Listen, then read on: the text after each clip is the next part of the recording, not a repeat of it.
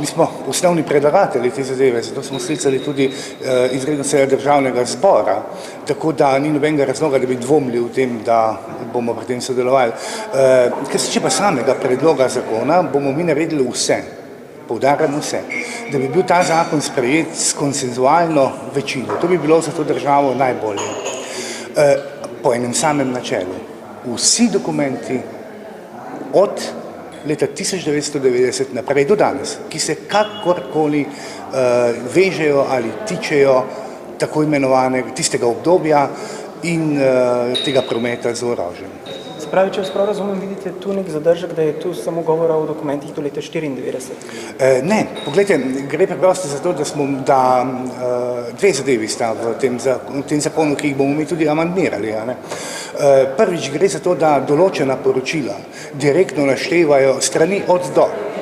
Zakaj stran od do? Po načelu vsi dokumenti, ki se tičejo tega, naj bo odprto vse. In drugo, nekateri dokumenti celo manjkajo, ki smo jih mi na izredni seji državnega zbora predlagali.